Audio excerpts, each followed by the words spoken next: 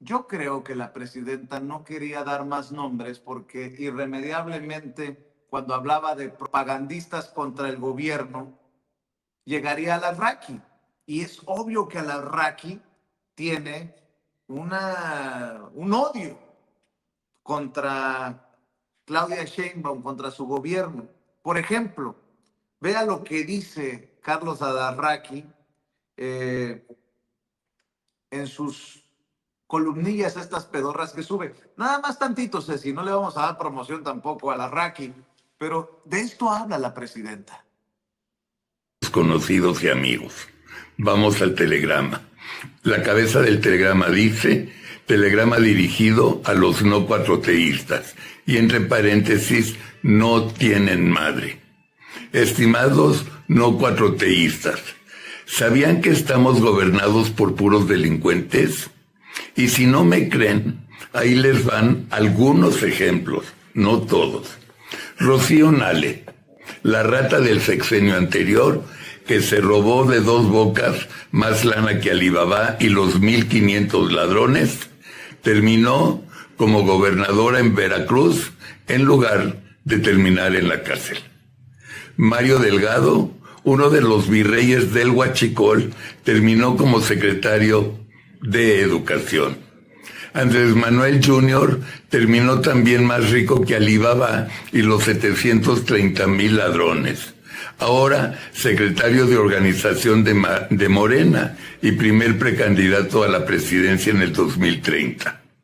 Rubén Rocha, conocido narcotraficante, en lugar de cárcel, gobernador de Sinaloa. Américo Villarreal Jr., también. Ignacio Ovalle, extitular de Segalmex, que se robó más de 30. Ya párele, Ceci. Por eso le voy a preguntar a Augusto Tal, el tremendo gallotal, a Augusto Tal, el tremendo gallotal de Cocinando la Noticia, si él sabe que estamos gobernados por delincuentes, como habla Alarraqui. Y esto es la propaganda contra el gobierno de la que habla la presidenta Claudia Sheinbaum, y hay que denunciar una y otra vez desde nuestra independencia, de nuestros medios alternativos como Cocinando la Noticia. Te mando un abrazo hasta Campeche, querido Augusto.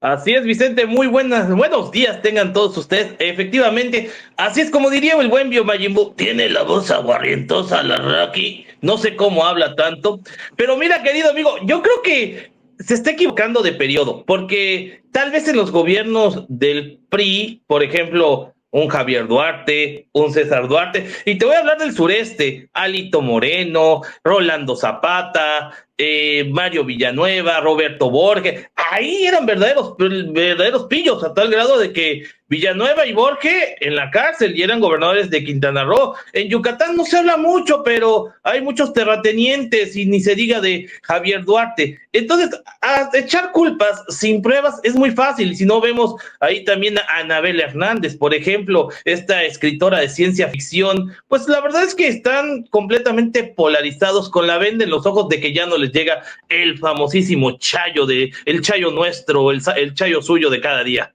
Oye, y ya que estamos hablando de Cuauhtémoc Blanco y si el desafuero o no de Cuauhtémoc Blanco, por cierto, Citlali Hernández, la secretaria de las Mujeres, dice: hoy en la mañanera del pueblo, la presidenta Claudia Sheinbaum dijo que con independencia de lo que decidió el Poder Legislativo, la investigación hacia Cuauhtémoc Blanco continúa, además de que ahora hay un nuevo fiscal. Que quede claro, el gobierno no protege a nadie, solo el pueblo de México. Por eso también le pidió a Cuauhtémoc Blanco que se presente en la fiscalía. Ya está en la fiscalía Cuauhtémoc Blanco, y la pregunta es: ¿para cuándo Alito? Un personaje al que hemos denunciado, hemos exhibido, con los audios que publicó Laida Sansores, la gobernadora de Campeche, quedó establecido que Alito es un pillo. Y creo que por salud también de la 4T, pues debería de continuar el proceso de juicio de procedencia contra Alito Moreno, o sea, el desafuero, porque si no queda esta idea de que como el PRI votó con Morena para evitar el desafuero de Cuauhtémoc, hay algo extraño ahí que no sabemos. ¿O cómo ves tú, mi querido Augusto? Mira, Vicente, aquí mucha tela de dónde cortarse. Por ejemplo, Cuauhtémoc Blanco, y te puedo decir que estaba muy contento con la oposición que lo está denunciando porque le dijeron, oye, te vamos a dar cuello, y Cuauhtémoc feliz. Pero eso es otro asunto. El tema principal es el de Alito. Y mira, yo te puedo decir de estas posturas desde la perspectiva que se ve aquí por dos sentidos. El primero, efectivamente, hay que exigirle a Hugo Eric Flores, el presidente de esta sección instructora, que dé los pormenores de cómo va este proceso en contra de Alejandro Moreno, ya que en la legislatura anterior la sección instructora estuvo integrada por Jaime Bernabé de Puebla y Leonel Godoy, pero también estaba por el hoy coordinador de los diputados del PAN, Elías Licha, y el entonces coordinador y mano derecha de Alito, Rubén Moreira. La verdad es que en este caso la sección instructora, desde mi perspectiva, está mal integrada. ¿Por qué? Porque debería tener o 3 o 5 miembros para que siempre existe un voto de calidad y no se necesita tener una mayoría de 3-1.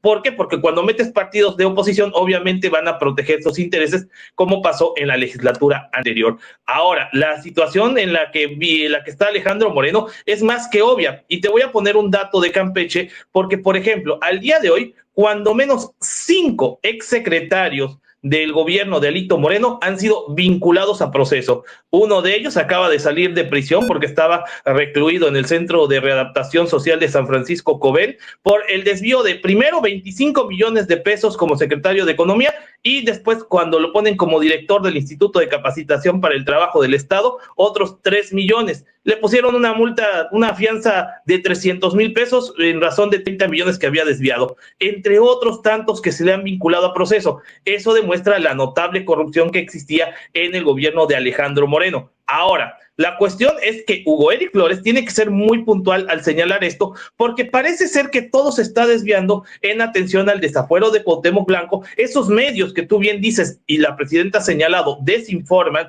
y nos están atacando a nosotros, jamás hablan del desafuero de Alito y sí se están enfocando en el desafuero de Cuauhtémoc Blanco. Y me llama mucho la atención que una de las diputadas que más han alzado la voz de Morena, en este caso, es la hija del dueño del Universal, que no sé cómo llegó a ser diputada de Morena. Esa es una pregunta que habría que hacerle a María Luisa Alcalde, a Luisa María Alcalde y a Andrés Manuel López Beltrán. Pero independientemente de eso, a mí donde me cuesta más trabajo digerir esto es en la relación que existe entre Alejandro Moreno y Manuel Velasco. Esta relación es de años atrás e incluso ellos son compadres. El hijo varón más pequeño de Alejandro Moreno es ahijado de Manuel Velasco, y la cercanía entre Velasco y Adán Augusto pues podría dejar entrever que ya están arreglándose, como bien señalas, en esta situación, y por eso es importante que Hugo Eric Flores dé seguimiento y obviamente proceda este juicio de desafuero, porque por ahí dicen que hay un amparo, pero un amparo para una decisión de un poder ajeno al Poder Judicial, en este caso una situación legislativa, pues como que me suena bastante extraño. Así es. Y bueno, ¿cómo ves? Tenía rato que no platicábamos, querido Augusto. ¿Cómo ves todo este merequetengue? Y a pesar de que hablan de nubarrones, de tormentas, 85% de aprobación de la presidenta, hasta la inteligencia artificial de Elon Musk en la X, antes Twitter, dice que es la presidenta más popular en respuesta a Nayib Bukele. Aparece después de Narendra Modi, el primer ministro de India, como la mejor evaluada entre los presidentes y presidentas. Trump sigue sin meternos el manotazo duro gracias a la labor, a la política que está empleando hacia afuera la presidenta. Hoy Walmart anuncia 6,000 millones de dólares en inversión, etcétera, etcétera, etcétera. Y si uno se pone las pilas, se da cuenta que los datos duros ahí están.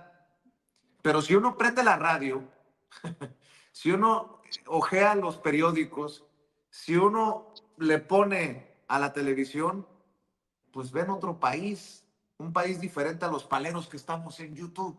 Querido Gallotal, ¿cómo ves? ¿Hacia dónde vamos? ¿Qué reflexionas sobre todo esto? porque pues está dura la campañita, ¿no? Con los Mira, campos de exterminio y lo de narcopresidenta y todo esto.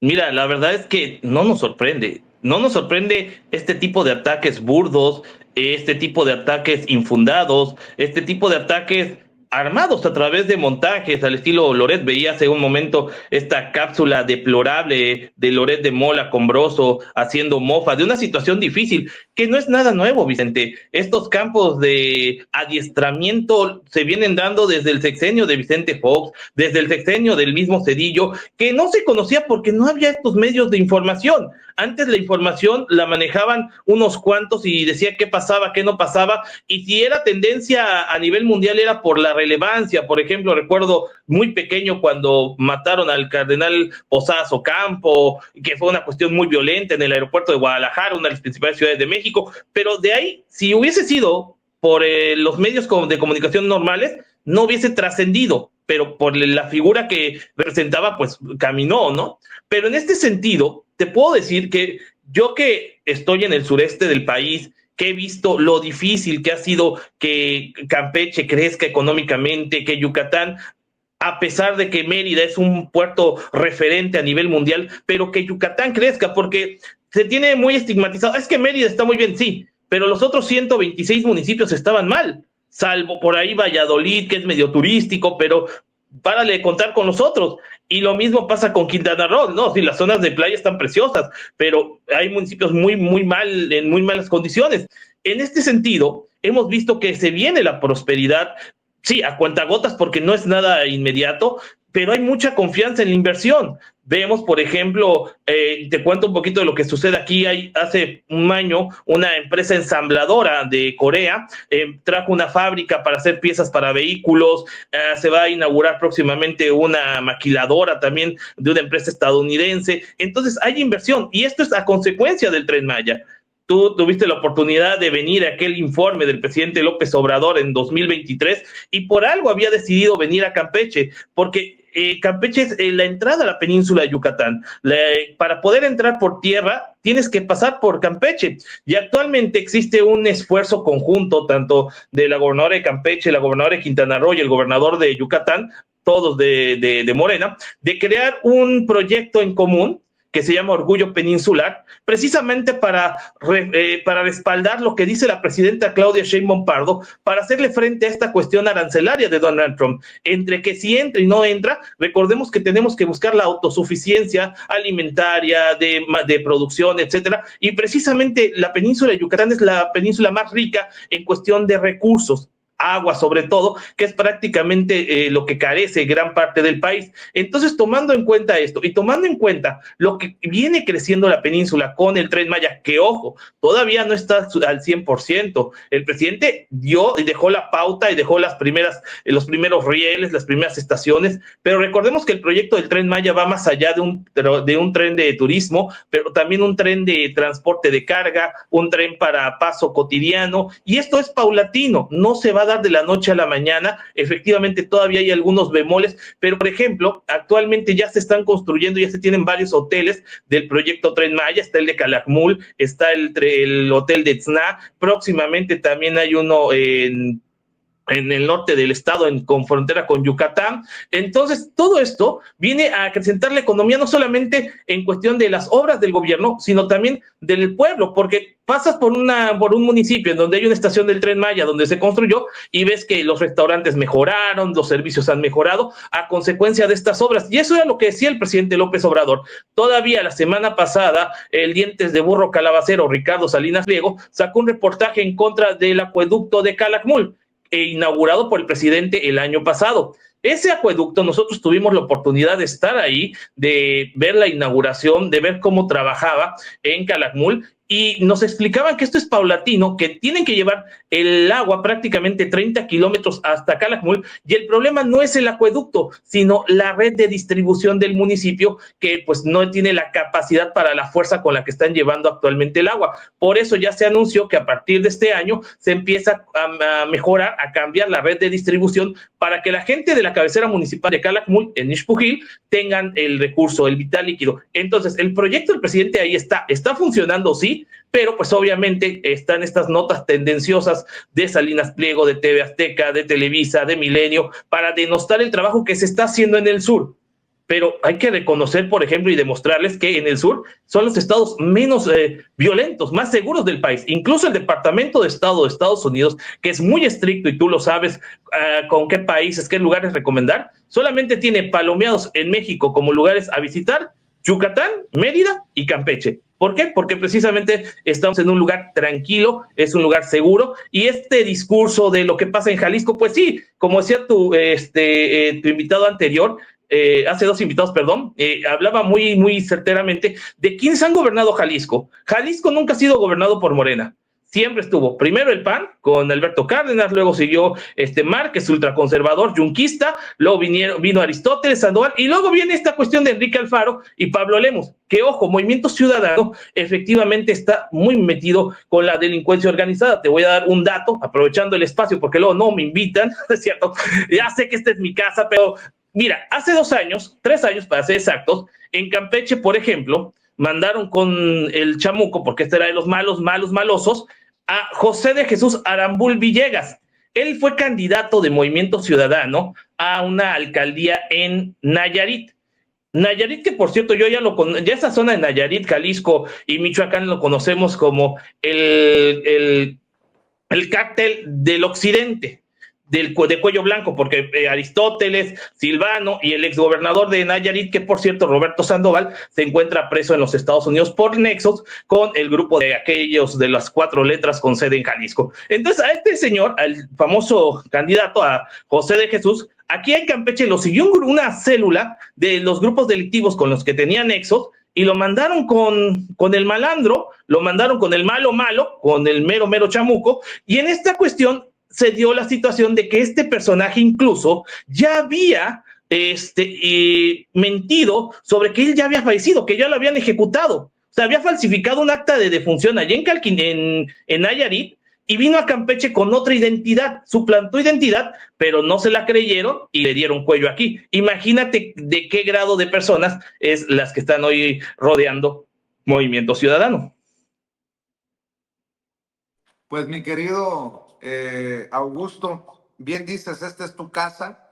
Por cierto, Anabel Hernández no piensa como tú, dice que por negligencias y complicidad de la 4T es que tenemos el tema de Teuchitlán en las manos. Pero bueno, mi querido Augusto, si te parece, retomemos esto que siempre ha existido, nuestra camaradería por años, y sabes que aquí en Sin Censura se te admira, se te respeta.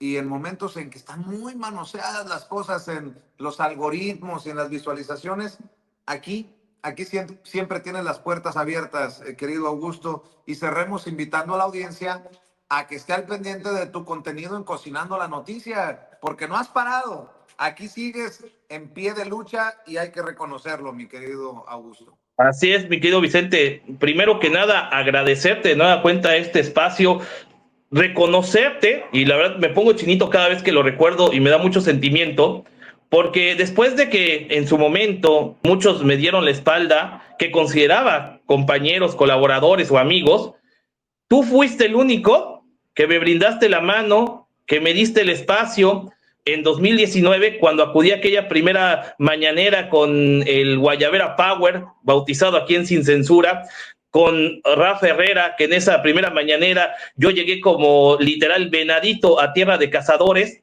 y Rafa fue esa mano amiga, obviamente en este equipo que habían integrado, en decirme, vente para acá, allá te puede picar la víbora, en la otra hay una viuda negra, así que mejor jálate para acá. Y desde ese momento pues se dio esta relación de amistad, de colaboración. Tú sabes que siempre hemos tenido igual esta confianza de platicar en todos los sentidos, y agradecidísimo con estos espacios como Sin Censura que nos han abierto, te digo, estas oportunidades. Y efectivamente considero que, por ejemplo, uno de mi canal es uno de los más, es más, yo ya considero mi canal como aguacate de tianguis, porque está bien manoseado por el algoritmo de YouTube. La verdad es que las notificaciones no pegan, y la verdad es que nosotros hacemos este trabajo porque tenemos convicción, porque como bien dices, otros dijeron, pues ya no pegó y me dedico a otra cosa. Tú sabes, yo hubiese podido ahorita ser candidato a juez, yo dije, tengo que esperar mis procesos, tengo que ver más o menos cómo es este protocolo de los jueces, de los ministros, de que les vamos a dar mucho espacio también a aquellos aspirantes como el maestro Isaac de Paz, a César Gutiérrez Priego, a la ministra Batres, también a aquí en Campeche Juan Pedro Alcudia, que busca ser miembro del Tribunal de Disciplina Judicial, que de ese no se ha hablado mucho, pero es muy importante porque es el que va a revisar cómo van a trabajar ministros, magistrados y jueces. Y bueno, todo esto pues lo estamos haciendo todos los días.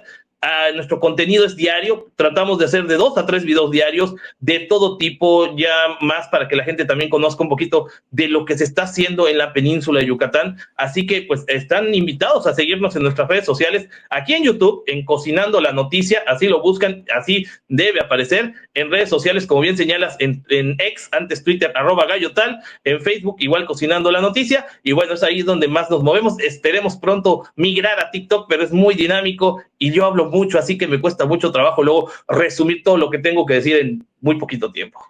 Pues yo te mando un abrazo, salúdame a tu familia, carnalito, y nos vemos, si así lo deseas, la próxima semana, cuando te dé la vida. Este espacio ya sabes que está abierto y que cobramos mucho por la solidaridad, mi querido Augusto. Ahí te mando, ahí luego me van a decir que el superchat, que estos superchats revolventes que tú dices que mandas, luego te reenvían. Bueno, ¿qué se me hace que lo haces para ahí, para evadir ahí con Hacienda? No te creo.